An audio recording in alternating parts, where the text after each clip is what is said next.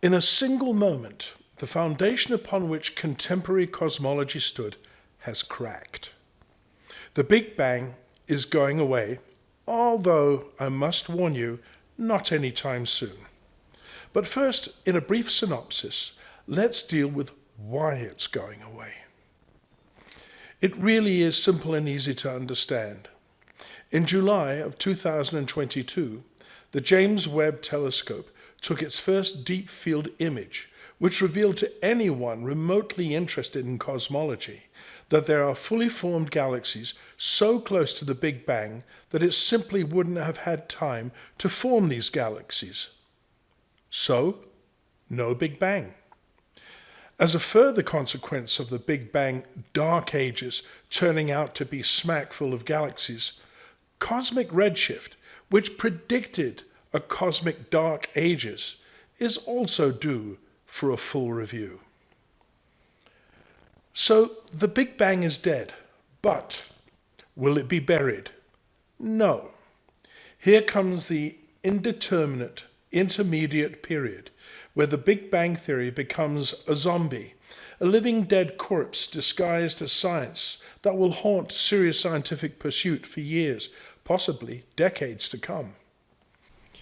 There is historical precedent for this, and a very good overview can be found in Arthur Koestler's book, The Sleepwalkers, in which he reviews the science in the context of human behavior from the height of ancient Greek culture to the appearance of Isaac Newton. The ancient Greeks in their time were debating if the Earth or the Sun were in the center of the then known universe. These astronomers certainly had the technology and would definitely have been able to create the tools that Tycho Brahe used 2,000 years later for making astronomical measurements of what they termed the wandering stars. They most definitely would have been able to compile the data of this planetary behavior, no less capable than Johannes Kepler. They had the mathematical skills to have concluded that the cheeky behavior of planetary epicycles was an illusion brought about by planetary elliptical orbits. Alas, aside from Aristarchus of Samos and his few followers, these were not enough to push this outrageous proposal of the imagination into the form of serious science. And so, his contemporary astronomy community fell into the cautious groupthink trap, taking the wandering star epicycles at face value, much the same way that our contemporary science does with cosmic redshift and Big Bang theory. Western scientific inquiry went down a dark corridor for 2 millennia. Even after Isaac Newton's laws of gravity were published, it took decades for the geocentrists to gradually wither away. You may have noticed that the contemporary science community still consists of humans, with all the subjective baggage that this entails. Countless books on the Big Bang stand on bookshelves for sale. Whole media careers have been made with the fame and monetary benefits that this brings. This is a whole lot of disincentive not to turn oneself inside out and see the universe through new eyes. In the following short video cuts, notice the insistence that the new findings of the James Webb Space Telescope must adhere to the now defunct model. This is the difficulty professionals have in adapting to radically new information. Some of these will rid themselves of groupthink and pay attention to the observational evidence rapidly adapting to the new paradigm. Many others will follow because they know they have to in order to stay relevant.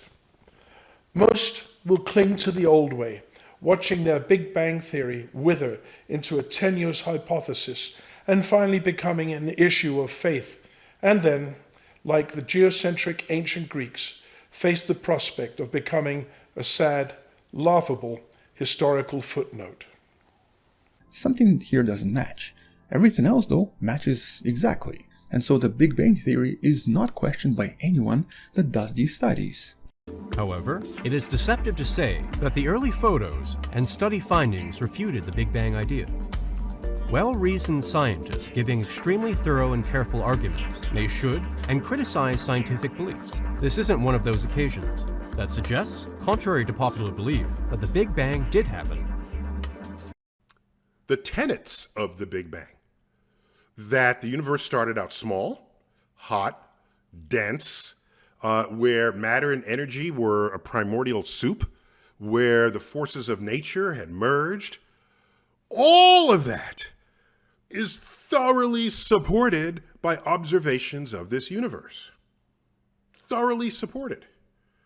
Okay? Now, there's some things that, well, did this really cause that? Or might it be something that we don't know about yet?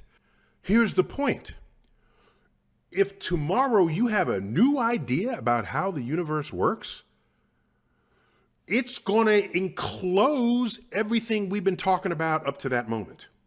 So what we actually do now have evidence for is that we're seeing disk galaxies, these flat galaxies that are very ordered systems where all the stars are going around in the same plane, kind of like the solar system. We're seeing those galaxies a lot earlier in the universe's history than we've ever seen before, and that's what this Panic at the Disco pun paper was talking about. That was an unexpected result, and also this result that shows that they're smaller than expected as well, based on what we've seen before, like reported in this paper by Ren Suis and collaborators. And I think the key phrase there is that this was unexpected based on what we've seen before. Our previous models for how galaxies evolve, you know, from the early universe to today, which obviously fits into the overall Big Bang theory of how the universe evolved.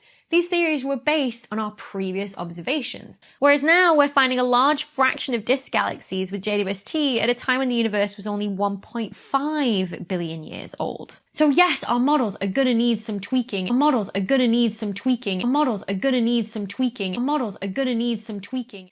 So does that mean that the Big Bang never happened? No. No, it does not. Does that mean that we're all panicking? And you say accurately and properly that the Big Bang theory was never created, nor was it intended, nor does it really include the growth or structure formation of galaxies and individual properties of individual galaxies, whether they're disk or irregular or spheroidal. And part of the reason that JWST is motivated for its technological and scientific capabilities, but B, was not designed to do cosmology. That's my realm. That's my realm. That's my realm. That's my realm. That's my realm.